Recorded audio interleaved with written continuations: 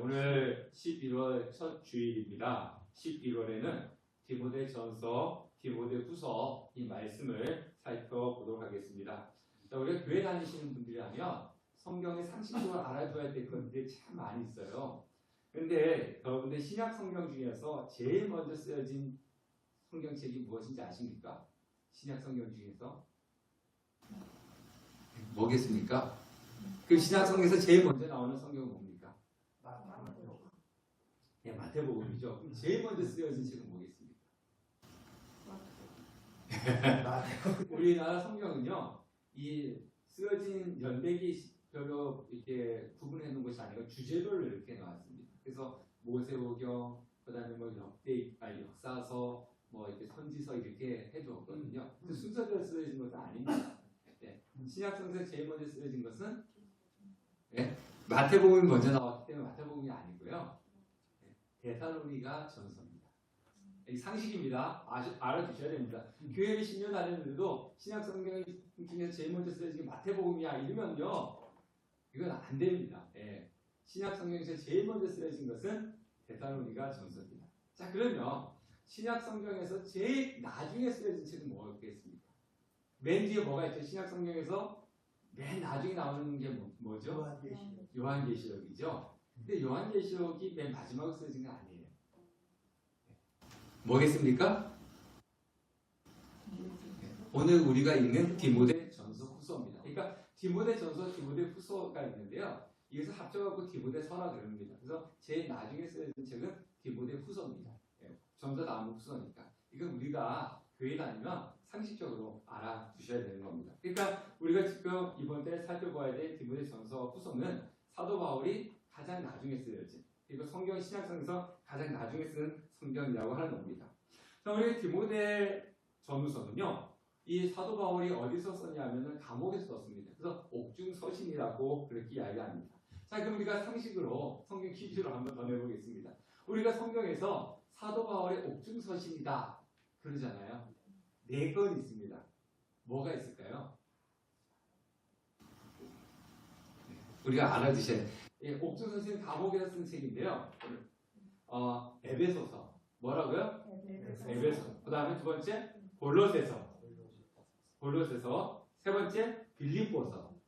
네 번째 빌레몬서. 자, 우리가 첫 번째 뭐라고요? 에베소서, 골로새서, 빌립보서, 빌레몬서. 이게 이제 사도 바울이 감옥에서 쓴, 우리가 성경에서 이야기할 때 옥중서신이다 그렇게 이야기합니다. 우리가 오늘 읽어본 디모데전서는 목회서신이라고 하는데, 목회서신이지만 제2의 옥중서신이라고도 이야기합니다. 그러니까 사도 바울이 순교하기 바로 전에 쓴 성경이 디모데전서, 디모데후서이기 때문에 사도 바울에게서는 유서와 같은 그런 말씀이 디모데전서와 디모데후서입니다. 자, 사도행전 19장에 보면 사도 바울이 2차 선교 여행 때 에베소에 도착해서 교회를 개척하고 세웁니다. 에베소 교회를 세웠어요. 근데 사도 바울은 한 곳에서 계속 머물러서 목회를 하지 않고 계속 떠돌아다니면서 교회를 세우지 않습니까? 그러니까 사도 바울이 떠난 곳, 그 빈 곳에 어떤 누군가가 성도님들을 말씀을 증거하고 교회를 돌봐야 되는데, 그래서 이 영적 아들이라고 하는 이 디모데를 에베소 교회 담임 목사로 보낸 겁니다. 그리고 이 감옥 안에서 이 디모데에게 그 교회, 에베소 교회에서 이렇게 목회를 해라 라고 편지를 쓴 것이 디모데 전서인 것입니다. 자, 지금 또 우리는 길거리 가면은 쉽게 접할 수 있는 사람들이 있어요. 예수 믿으세요 라고 전도하는 사람보다 잘못된 것을 전하는 이단들이 더 많습니다. 그죠? 지금 이단이 더 많습니다. 역 같은 데 가면요, 뭐 신천지, 앙산호 뭐 등등 해가지고 이단들이 더 많이 열심히 자신의 것을 가지고 포부를 합니다. 이 땅에 이단들이 많고요. 앞으로는 이단들이 더 많이 늘어날 것입니다. 그리고 이단들은 우리를 수도 없이 공격해 올 것입니다. 얼마 전만 해도 이단들은요, 자신들의 신분을 숨기고 몰래 활동했습니다. 그래서 교회도 그냥 몰래 들어오잖아요. 몰래 들어와서 사람들을 막 그렇게 신분을 쌓아가지고 포섭을 딱 하고 난 뒤에 이단이다라고 밝혔습니다. 옛날에는요. 그래서 저 사람이 올 때는 이단인지 아닌지 모르는 상태에서 교회에 들어옵니다. 근데 지금은 어떻습니까? 자신의 떳떳하게 밝힙니다. 뭐라고? 나는 신천지 교인이다. 나는 뭐 안산원이다. 뭐 어디다. 이렇게 자신을 갖다가 이단이라고 떳떳하게 밝히고 이제는 포교 활동을 하고 있습니다. 이럴 때일수록 우리는 정신을 똑바로 차리고 신앙생활을 해야 합니다. 사도 바울이 디모데에게 편지를 쓰기 당시에도 이단들의 공격이 많이 있었는데요. 근데 지금과 차이가 있는 것은 뭐냐면 이 사람들 교회 안에 들어갔다는 거예요. 교회 안에서 활동을 했다는 거예요. 우리가 교회 안에서 이단은 저희들 교회 딱 앞에 붙었지 않습니까? 신천지의 출입을 금지합니다. 딱 붙었지 않습니까? 근데 그 당시에는요, 이 교회 안에 이단들이 들어와가지고 자신의 것을 갖다가 이렇게 전하는 그런 상황이었습니다. 그러다 보니까 교회가 혼잡하고 교회가 어려운 그런 상황이었다는 겁니다. 자, 우리가 3절과 4절 말씀을 한번 읽어보도록 하겠습니다. 시작. 내가 마게도냐를 갈 때 너를 보나여 에베소에 머물러 한 것은 어떤 사람들을 명하여 다른 교훈을 가르치지 말며 신화와 끝없는 족보에 몰두하지 말게 하려 합니다. 이런 것은 믿음 안에 있는 하나님의 경륜을 이룬보다 도리어 결론을 내는 것이라. 자, 당시 교회 안에 가장 큰 영향을 많이 미쳤던 이단이 영지주의입니다. 이 영지주의의 시작은 플라톤, 여러분 플라톤 아시죠? 철학자. 플라톤의 이데아 사상에부터 시작이 되는데요. 자, 이 플라톤은 헬라 철학자입니다. 그러니까 이 플라톤이 하는 것은 이원론이에요. 쉽게 말하면 이겁니다. 영은 선하고 육은 악하다. 분리를 시키는 거. 예, 우리 교회에서도 한국교도 이런 부분에 약간 영향을 받았거든요. 그래서 이 영적인 것은 선하고 육적인 것은 악하다. 뭐 이렇게 하는 부분들이 있는데 철저하게 이 영지주의 이원론적인 삶을 살아왔습니다. 그러니까 교회 오면 착하게 살고 밖에 나가서 막 싸워도 돼. 이것이 이원론이에요. 네. 그 가장 큰 이단은 영지주의였고요. 그 다음에 4절에 보니까 신화와 끝없는 족보 이렇게 나오고 있습니다. 여기서 신화는 전설입니다. 꾸며낸 이야기죠. 그리고 족보는 당시 고대로부터 랍비들, 성생들이 꾸며낸 이야기를 가지고 전설이다 그렇게 이야기를 족보라 이렇게 이야기를 하고 있습니다. 자, 각 나라들마다 신화가 있죠. 우리나라도 신화가 있지 않습니까? 우리나라 무슨 신화가 있죠? 당군 신화. 그렇죠. 당군 신화가 있죠. 또 저쪽에 가야에 가면 바퀴것에 뭐 신화가 있지 않습니까? 아래에서 태어나고. 각 나라들마다 이런 신화가 있습니다. 이런 신화를 읽어보면은 재미가 있어요. 왜? 사람이 재밌게 만들어낸 이야기이기 때문에 그렇습니다. 물론 의미는 있지만 실질적으로 바퀴것에가 아래에서 태어난 건 아니지 않습니까? 그리고 뭐 봄이 마늘 먹고 사람이 된 건 아니지 않습니까? 근데 그 의미는 있지만 그것은 사람들이 꾸며낸 이야기입니다. 그래서 꾸며낸 이야기는 재밌고 사람들은 관심을 갖습니다. 요즘 또 우리 이제 뭐 유튜브 같은 데 보면 음모론이 되게 많잖아요. 근데 그게 사람들이 되게 쏠립니다. 관심을 많이 가져요. 또 때로 심지어 어떻습니까? 그런 음모론을 진짜라고 믿는 사람들이 또 있습니다. 그러니까 그 당시 교회 안에 깊숙이 들어와 있는 다른 교훈, 즉 영지주의와 신화와 족보가 있었다는 거예요. 근데 그것이 무엇을 했다고요? 교회를 혼잡게 했다는 겁니다. 자, 그러면 그 당시에 영지주의와 그 다음에 이런 다른 사상들이 교회에 들어와 있다면 지금 한국에도요, 현대에도 교회 안에 들어와 있는 그런 다른 교훈들이 있어요. 그 우리가 다른 교회라면 뭐 신천지나 정명석과 같은 그런 이단들만 이야기하지 않습니다. 지금 우리 한국 교회에 가장 깊이 들어와 있는 것은 무엇이겠습니까? 교회에 세속합니다. 교회가 교회답지 못하고 세상과 구별이 안 된다는 겁니다. 그러니까 이 사람이 예수 믿는 사람이야. 이것은 언제 아느냐? 주일에 교회 가니까 저 사람이 교회 다니는 사람이네. 교회를 안 가면은 저 사람이 성도지. 그러니까 일반 사람인지 전혀 구분이 되지 않는다는 거예요. 네. 그러니까 단지 주일에 교회 가니까 주일에 교회 가니까 성도인가 보다. 그 정도로 아는 것이 있다는 겁니다. 그러니까 주일에 교회 와서 1시간, 2시간 앉아있다고 해가지고 그것이 내가 성도로서의 할 일을 다 했다라고 그렇게 생각하면 안 된다는 겁니다. 교회도 마찬가지입니다. 교회도 세상과 다를 바가 없다는 겁니다. 세상에서 일어나고 있는 일들이 교회에서도 똑같이 일어나고 있는 모습을 우리는 쉽게 볼 수가 있습니다. 교회와 성도는요, 세상과 구별이 되어야 됩니다. 구별이 되어야 된다 하는 것은 예수님이 제자들과 변화산에 올라갔을 때 제자들이 그랬지 않습니까? 우리가 이 산에 있읍시다. 내려가지 맙시다.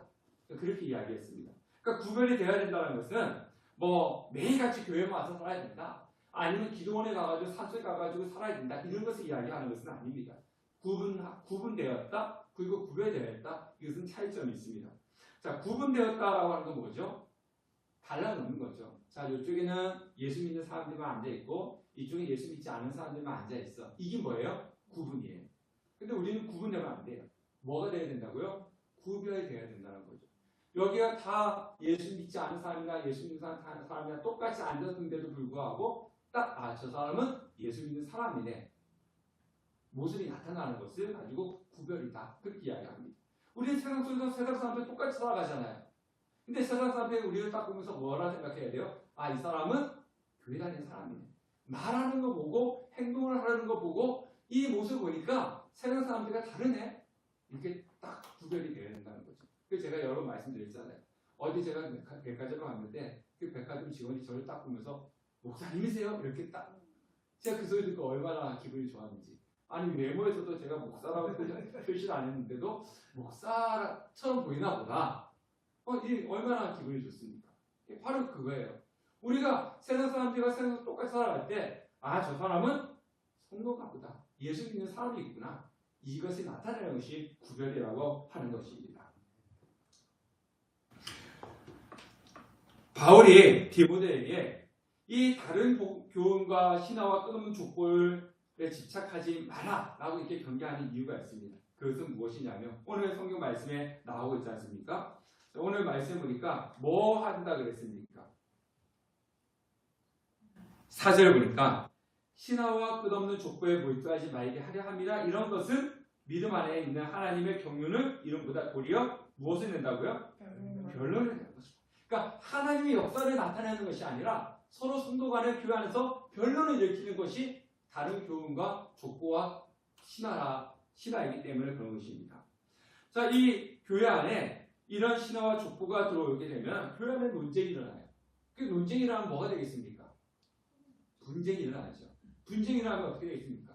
교회는 갈라지게끔 되어 있는 것입니다.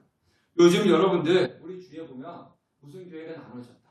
무슨 교회가 또 나눠졌다. 우리 주위에도 보면 교회가 막 나눠지고 성도들 막 떠나고 그런 교회도 있지 않습니까? 자, 그러면요. 그 교회를 볼 때 저 교회에 이단이 들어와서 이단과 싸워서 부전이 되고 이단과 싸워서 교회가 갈라진 교회를 보신 적 있으십니까? 있으세요? 없습니다. 다 뭐 때문에 싸웁니까? 자신의 이권 때문에 싸웁니다. 자신들의 이익들 때문에 싸웁니다.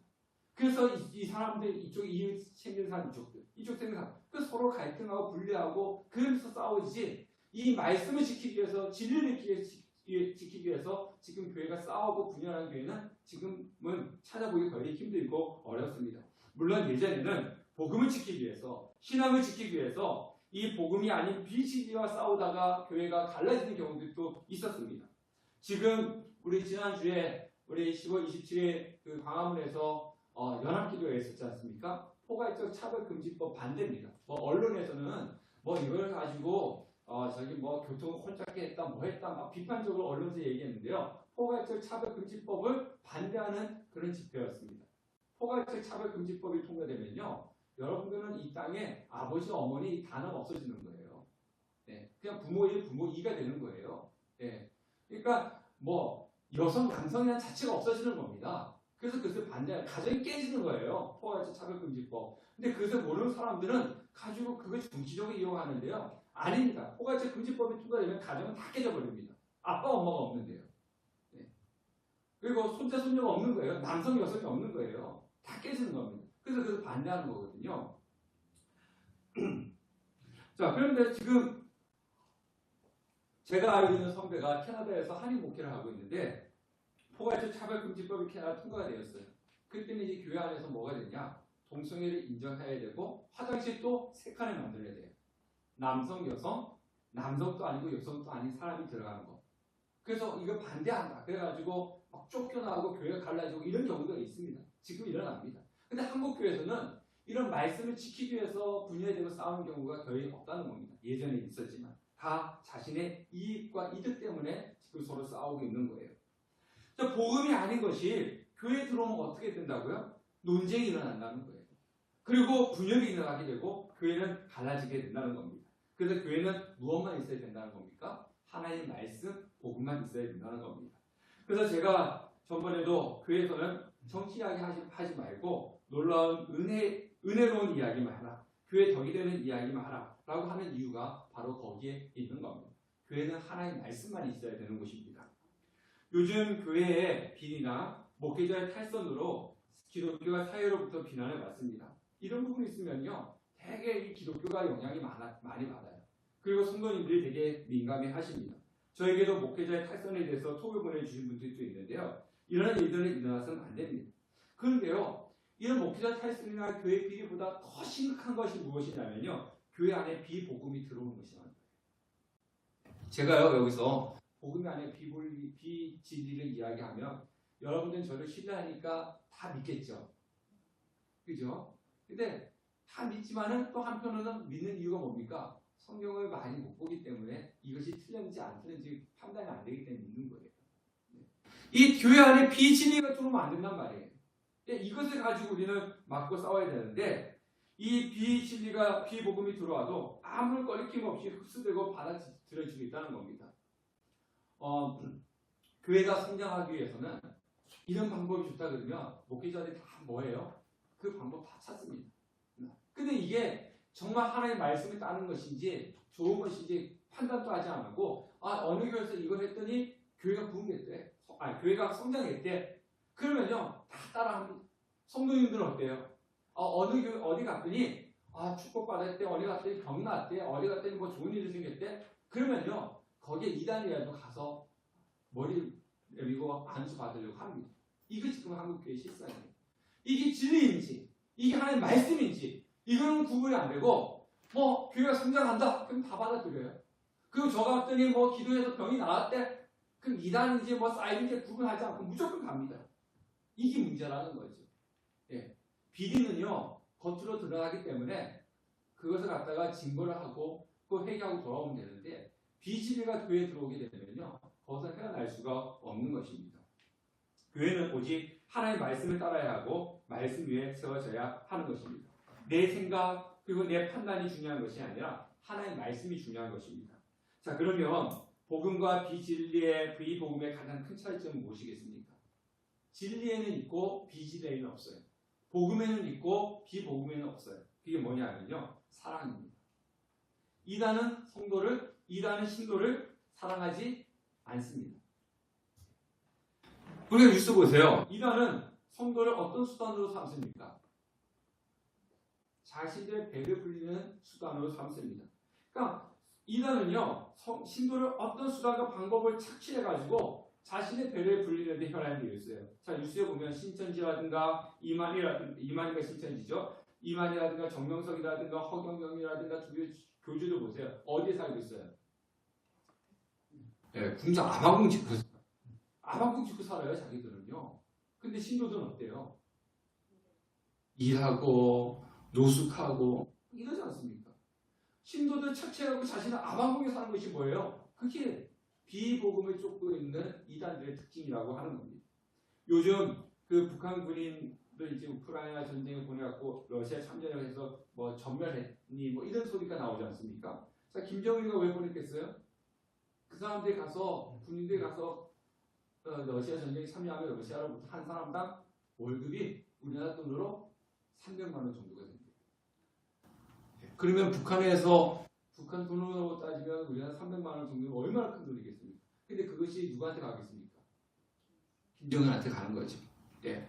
자기 백성을, 자기의 국민을 보내서 죽게 하고 뒤로 뭘 받는 거예요? 자신의 배를 채우는 거죠. 네. 이게 바로 비복음을 갖고 있는 사람들의 모습이라고 하는 것입니다. 하지만 복음은 뭡니까? 예수님의 사랑이지 않습니까? 예수님이 자신을 위해서 성도들을 핍박하고 착취하는 거 있습니까? 예수님은 우리를 위해서 십자가에 못 박혀 죽으시는 그 사랑을 베푸셨단 말이에요. 이게 진리와 비진리의 차이라는 거죠. 복음과 비복음의 차이라고 하는 것입니다. 그래서 사랑하시기 때문에 예수님은 우리를 죽이셨습니다. 그래서 교회는요, 개인주의가 들어오면 안 돼요. 교회는 성도를 서로 사랑해야 되고 서로 배려해 줘야 되는 겁니다. 자, 예를 들면 이런 거죠. 우리 황희수 집사님이 야채는 잘 안 먹고 고기 되게 좋아하잖아요. 그죠? 근데 제가 오늘 교회 점심을 만들어 먹어야 되니까 가서 카드 주면서 장 봐와. 근데 자기가 좋아한다 고기만 있다가 사오고 야채하고 과일 하나도 안 사왔어요. 그럼 어떻게 되는 거죠? 우리 박병환 집사님 굶어야 돼요. 고기를 못 드시니까. 그죠? 그렇지 않습니까? 배려라고 하는 건 바로 그겁니다. 나만 생각하는 건 개인주의예요. 다른 사람을 배려해주고 다른 사람을 사랑해주는 거. 이게 바로 교회 안에서 일어나야 될 일이라고 하는 것입니다. 자, 1절 말씀을 읽어보도록 하겠습니다. 다 같이 읽겠습니다. 시작. 우리 구주 하나님과 우리의 소망이신 그리스도 예수의 명령에 따라 그리스도 예수의 사도된 바울은, 자, 우리 교회는 이제 여러분들 올해도 몇 달 남았어요? 2달 남았죠. 사람은 처음이 좋아야 되고 끝이 좋아야 된다 그러잖아요. 그래서 여러분들 오늘 연초회가 어떻게 됐고 중간에 어떻게 했는지 모르겠지만은 딱 2달 남았습니다. 그동안 신앙생활 제대로 못하고 뭐 계속 이 2달 동안 마무리 잘 하십시오. 성경도 많이 읽으시고 기도도 열심히 하시고, 저 게시판에 성경 보시면서 아, 내가 1년 동안 성경 안 봤구나, 2달 동안이라도 정말 죽기살기 한번 읽어보자 해가지고 저기 좀 적으시고, 그래서 남아있는 2달 동안 신앙의 마무리를 잘 하시기 바라겠습니다. 자, 우리 매년 성탄절이 되면요, 우리 성탄 헌금을 하는데, 이 성탄절 때 우리 성탄 헌금 어디에 씁니까? 우리는 매년 이 주위에 어려운 분들을 위해서 사용했습니다. 작년에는 필리핀 황종승 선교사님 계시는 교회 성도님들 중에 하반신이 마비돼서 경제 활동을 못하고 있는 분에게 헌금을 전달했습니다. 우리 교회는 개척한 첫 해만 빼고 계속 그 성탄 헌금을 어려운 이웃을 위해서 사용했습니다. 자, 그런데요, 저는요, 성탄 헌금을 어려운 이웃을 위해서 사용할 때마다 참 하나님께 감사하고 놀라는 것이 있어요. 그게 뭐냐면 헌금 액수가 점점 늘어난다는 거예요. 자, 그러면 우리가 생각할 때, 아, 우리 성도님들이 좀 더 많아지고, 우리 성도님들이 헌금을 더 많이 해가지고 성탄 헌금이 더 많아졌구나 우리가 생각하는데요. 우리 성도님들이 뭐 그렇게 많이 이렇게 성장도 안 해. 그분이고 한두 분 정도 더 많은 거고, 한두 분이 뭐 헌금을 한다 해서 액수가 뭐 갑자기 막 늘어나는 거 아니잖아요. 그런데 성탄절만 되면 꼭 생각하지 않는 분들이 오셔요. 그죠? 작년에도 오셨고 재작년에도 오셨잖아요. 그리고 또 그 해는 전혀 생각하지 못한 분이 또 개인적으로 찾아왔어요. 그래서 헌금을 하고 가세요. 그러다 보니까 재작년보다 성탄 헌금이 작년에 더 많았고, 작년보다 올해 더 많아질 거라고 저는 기대합니다. 예. 그래서 저는 교회 보면서 하나님이 기뻐하시는 하니까 하나님이 역사하심으로 눈을 보여주는구나 라는 거 느낍니다. 제가 왜 이 이야기를 하냐면요, 우리 교회 성탄 헌금을 첫 번째 섬긴 분이 우리 신대원 들어가는 분, 조금의 등록금을 조금 보탰습니다. 근데 그분이 시간이 지나고 공부해서 신대원을 졸업하고 올해 목사 안수 받았어요. 그래서 저희한테 이제 고맙다고 전화가 왔는데, 저희보다 나이가 많습니다. 근데 그분은요, 젊었을 때 부름을 받았어요. 근데 싫은 거예요. 목회를 하기 싫은 거예요. 그래서 도망가고 안 하다가 이 늦은 나이에 이제 사역을 하게 됐습니다. 하나님의 부름을 받은 사람, 하나님께 선택을 받은 사람은 반드시 그 길을 벗어날 수 없고 그 길을 가게끔 되어 있다는 겁니다. 자, 우리가요, 그래서 오늘 사도 바울이 자신이 사도가 된 것은 스스로 된 것이 아니라 누구에 따라서 뭐에 따라서 됐다 그랬습니까? 1절에 보니까 그리스도 예수의 명령에 따라서 그리스도 예수의 사도된 바울이라고 이야기합니다. 그러니까 사도 바울이 난 사도가 될 거야 이래 된 것이 아니고 하나님의 명령에 따라 가지고 사도가 됐다는 거예요. 네. 여러분들이 교회에 나온 것이 여러분 스스로 온 것 같습니까? 아니면 하나님의 간섭함이 있었던 것 같습니까? 예. 우리가 친구의 손에 따라서 교회 오기도 하고, 우리 스스로 우리 성도님 고민하다가 오시기도 했지만, 그는 겉으로 나타난 모습이고, 이 눈에 보이지 않는 곳에는 하나님의 간섭함이 있었기 때문에 우리가 예수를 믿고 교회 나와서 예배를 드리는 거예요. 내 힘으로 되는 것이 절대로 아니라는 겁니다. 하나님의 간섭함이 있기 때문에 우리는 예수를 믿을 수 있는 거고, 하나님의 간섭함이 있기 때문에 우리는 이 자리에 와서 예배 드리고, 하나님의 돌보심이 있기 때문에 우리 집사가 되고 목사가 되었던 것입니다. 이것이 얼마나 큰 은혜인지를 우리는 아셔야 되는 겁니다. 자, 12절부터 14절 말씀을 다 같이 읽어보겠습니다. 시작. 나를 능하게 하신 그리스도 예수 우리 주께 내가 감사함은 나를 충성되이 여겨 내게 직분을 맡기시니 내가 전에는 비방자요 박해자요 폭행자였으나 도리어 긍휼을 입은 것은 내가 믿지 아니할 때 알지 못하고 행하였습니다. 우리 주의 은혜가 그리스도 예수 안에 있는 믿음과 사랑과 함께 넘치도록 풍성하여도다. 네, 제가 주중에 노예 미자립교회 목사님들 수양회에 참석했습니다. 이게 미자립교회는요, 우리 교회 작은 교회를 가지고 이제 미자립이라고 이야기합니다.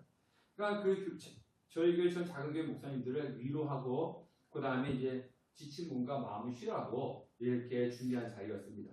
근데 갔더니요, 어떤 미저리 교회 목사님이 서로 이야기하다가 한 목사님 이야기하면서 저 목사님은 개인적으로 재산도 있고 뭐도 있고 왜 여기 왔는지 모르겠다고 막 하시면서 자기는 힘들고 어려운데 그 마이 뉘앙스는 저분한테 돌아간 것을 자신들한테 좀 돌리면 더 좋지 않겠냐고 뭐 그런 식으로 이야기하시는 거예요.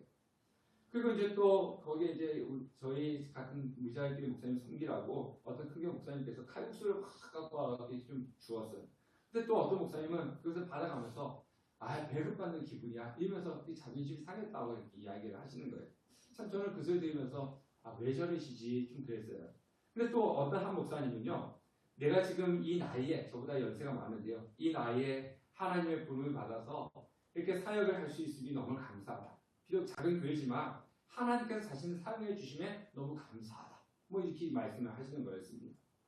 뭐 이 한 모습을 보면서 저 목사님 저렇고 저 목사님 저렇고 이렇게 판단을 할 수는 없습니다만 하나님의 은혜는 내가 하나님 앞에 어떤 존재였는지 지금 내가 어떤 존재였는지 깨닫는 것이 은혜예요.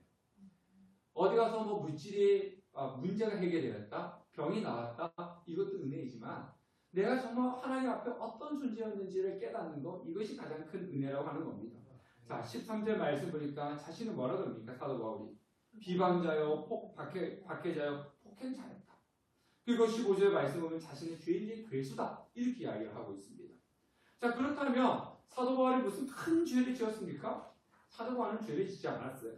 하지만 사도 바울은 하나님 앞에서 자신의 모습을 보니까 나는 구원을 받을 수 없을 정도로 죄로 가득한 존재임을 깨달았다는 겁니다. 그런데도 불구하고 하나님께서 이 죄인 중에 괴수와 같은 복 뽑는 자를 예수 믿게 하여 주시고 그 사도로 불러주시니까 이것이 얼마나 큰 은혜인가 이렇게 고백을 하고 있는 거예요. 바울은 자신의 충성되이 여겨 직분을 맡겨주신 하나님께 감사하는데요. 여기서 충성되이 여겨라고 하는 것은 신실하다, 믿을만하다라고 하는 그런 의미를 가지고 있고요. 그리고 여기다라고 하는 것은 너그럽게 봐주었다라고 하는 그런 의미가 있습니다. 즉 뭐냐? 사도 바울이 정말 신실하게 충성된 존재였기 때문에 하나님께서 사도를 부르신 게 아니라는 거예요. 그냥 하나님께서 뭐로 봐주셨다는 거예요? 충성된 존재로 여겨주셨다는 거예요. 자, 제가 우리 교회에서 일을 부탁할 때 누구한테 부탁하고 가장 쉽고 믿음직하겠습니까? 인간적으로.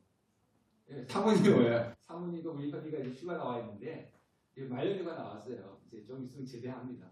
여러분들이 기도 많이 해주셔서 감사한데요. 가장 제일 편하고 제일 믿음직한 건 가족이에요. 그죠? 가족한테 맡기고 안 하면 또 제가 막 협박하니까 발표 안 할까 막 협박하니까 하기 싫어도 오잖아요. 근데 우리 성도님들한테는 다음 주에 예배 올 거지? 네! 대답은 200점인데 그날 되면 어때요? 안 와. 그또 다음 주에 기도해야 돼? 네! 목사님 기도할게요. 근데 다음 주 되면 뭐예요? 안 와. 그럼 제 마음이 어때요? 예배 시간 다 됐는데 안 와. 마음이 콩닥콩닥 하고 그래요. 그럼 그날 안 왔어. 그럼 제 마음이 어떻습니까? 화나죠. 그러면 다음부터 내가 이 시키다 말아요. 그럼 한동안 제가 삐져가지고 전화도 안 해요. 그러니까 왜 교회 안 왔어? 안 해요. 그러다가 이제 시간이 좀 지나면 또 어때요? 잘 지냈니? 왜 요즘 교회 안 오니? 제가 그러잖아요. 그러니까 제가 너그럽게 봐주는 거잖아요. 내가 다시는 보라마 연락도 안 한다. 우리 교회 안 왔대. 막 이러다가 또 시간 지나면 또 연민의 마음이 들어서 또 연락해가지고 와야지 이제 이렇게 하는 것처럼 제가 말씀드리고 싶은 건 뭐냐면 하나님 예수님이 그렇단 말이죠. 예수님 우리 볼 때 어때요? 우리는 조금만 좋은 일이 있으면 어때요? 하나님 감사합니다. 하나님께 알고. 근데 조금만 힘들면 어때요? 어떻게 하나님 나한테 이럴 수 있냐고, 어떻게 이럴 수 있냐고, 막 삐지기도 하고, 나 교회 안 가요, 막 이러고, 막 그러지 않습니까? 그럼 하나님 보실 때 어떻겠습니까? 제가 볼 때는 어때요? 삐지기도 하고, 연락하는데, 뭐 이러지만 하나님, 그 모습도 어떻게 봐주신다는 거예요? 너그럽게 봐주신다. 바로 그겁니다. 사도 바울이 내가 충성되이 하나님을 섬겼기 때문에 사도로 부르신 게 아니라 하나님 보실 때는 아무런 정말 믿음직한 것도 없는데 너그럽게 봐주신다는 거죠. 이게 바로 하나님의 은혜라는 거죠. 바로 똑같습니다. 우리가 하나님 앞에 어떻겠습니까? 하나님 너 정말 잘한다. 충성된다. 믿음직하다 이게 아니라 너 왜 그러니? 너 왜 그러니? 그러면서도 너그럽게 봐주시는 그 은혜가 있기 때문에 저와 여러분들이 지금 이렇게 예수를 믿고 제가 목사의 일을 할 수가 있는 것입니다. 성경은 사도 바울은 죄인 중에 괴수였다. 그러니까 과거에 괴수였다가 지금도 여전히 괴수였다. 그렇게 이야기합니다. 그러나 그때마다 하나님께서 긍휼을 베풀어 주시고 계신다라고 하는 사실입니다. 그것이 바로 하나님의 사랑이에요. 그 하나님의 사랑이기 때문에 저와 여러분이 이 자리에 있는 겁니다. 조금 못했다고 해서 가차없이 버리는 것이 아니라 온전한 믿음을 가질 때까지 길이 참으시고 인내하시는 분, 그분이 바로 우리가 믿는 예수님이십니다. 자, 14절 말씀 보면 넘치도록 풍성하였다라고 그렇게 이야기하고 있습니다. 사도 바울이 예수 믿기 전에 어떤 삶을 살았어요? 잘나던 삶이었잖아요. 예수 믿고 난 이후부터 힘들고 어려운 삶을 살았어요. 근데 사도 바울이 고백하는 것은 뭐냐면 정말 예수를 안 믿었으면 사도 바울은 그냥 떵떵거리고 정말 잘 살 수 있음에도 불구하고 예수 믿는 순간부터 고난을 당하고 힘들게 어렵게 살았음에도 불구하고 하나님께서 나에게 주신 은혜가 풍성하다 그렇게 고백을 하고 있습니다. 사랑하는 성도 여러분, 우리가 왜 예수님을 열심히 섬기지 못하는지 아십니까? 왜 예수님을 섬기는 것이 힘들고 어렵다고 느껴지시는지 아십니까? 그래서 바로 하나님께서 나에게 베풀어 주신 그 은혜를 크게 느끼지 못하기 때문에 그렇습니다. 이제 단일 기도회가 있는데요. 올해는 저희 교회 단일 기도를 하지 않습니다. 작년까지 했었는데 올해는 좀 쉬려고 합니다. 근데 저는 이제 집에서 개인적으로 단일 기도를 합니다. 근데 어저께 강사 나오신 분이 의사였는데요. 그분이 이런 이야기 하시더라고요. 왜 교회 다니시는 성도님들이 성경을 읽지 않고 기도를 안 하는지 아세요? 그게 평신도예요. 근데 그 이유가 뭐냐면 하나님께서 나에게 베풀어 주신 그 구원의 은혜를 잊어버렸기 때문입니다. 구원의 은혜를 잊어버렸기 때문에 말씀도 보지 않고 기도도 하지 않습니다. 그런 이야기를 하시더라고요. 바로 그겁니다. 하나님께서 나에게 베풀어 주신 그 구원의 은혜를 충분히 느낀다면 우리는 하나님을 열심히 섬길 수밖에 없습니다. 여러분, 동물 중에 개 좋아하시죠? 예, 이게 바닷개 말고 집에서 키우는 애완견. 예. 개는요, 우리가 딱 생각할 때 사람들이 좋은 이미지가 뭐냐면요. 옛날 전설 이야기에도 보면은 뭡니까? 개는 주인에게 충성을 다하는 동물로 우리가 알고 있어요. 그래서 자기를 아끼는 주인을 위해서 대신 죽기도 하고, 그죠? 막 대신 죽기도 하고 자신 돌보고 막 그런 개지 않습니까? 자, 근데 개뿐만이 그런 거 아니에요. 우리 여러분들, 우리 예전에 그 전두환 씨 죽었잖아요. 근데 전두환 씨 일화가 있지 않습니까? 자신의 사람을 확실히 챙겨주었다. 그죠? 자신의 사람을 확실히 챙겨주니까 그 사람들이 어떻게 했다 그랬어요? 죽도록 충성했다 그랬지 않습니까? 그래서 예전에 전두환 씨가 감옥에 갔을 때, 전두환 씨 감옥에 갔을 때 그 부하가 뭐라고 했냐면요. 내가 다 한 거다. 저 사람은 모른다고. 내가 다 했다고. 그런 일화가 있습니다. 그죠? 그러니까 걔도 주인에게 충성을 다하고 그런 군사시대 때 군인도 정말 자신의 주인에 대해서 충성을 다하는데 비방자요, 박해자요, 폭행자였던 죄인 괴수였던 우리를 하나님은 우리 위해서 십자가에 못 박혀 죽으시고 성도를 불러주시고 집사를 불러주시고 목사를 불러주시는 은혜를 베풀었음에도 불구하고 충성을 다하는 것은 뭐 한다는 거예요? 당연하다는 거예요. 우리 그래서 주님 앞에 충성을 다해야 된다는 겁니다. 네. 우리가 주님 앞에 충성을 다하지 못하면 뭐만도 못한 사람이 되는 겁니까? 그렇죠. 걔만도 못한 사람이 되는 거예요. 우리는 정말 예수님께 충성을 다해야 됩니다. 그래서 고린도전서 4장 2절 말씀 보니까 맡은 자에게 구할 것은 충성이라 이렇게 이야기를 하고 있습니다. 사랑하는 성도 여러분, 저나 여러분이나 하나님 앞에 내놓을 것은 하나도 없습니다. 내놓을 것이 있다면 뭡니까? 죄밖에 내놓을 것이 없어요. 그런데도 불구하고 우리를 이렇게 성도로 불러주신 그 은혜가 얼마나 큰지 그 은혜를 깊이 체험하고 나에게 은혜를 베푸신 예수님을 섬기는 것에 최선을 다하는 우리 함께하는 교회 성도 되시기를 주님의 이름으로 축원합니다.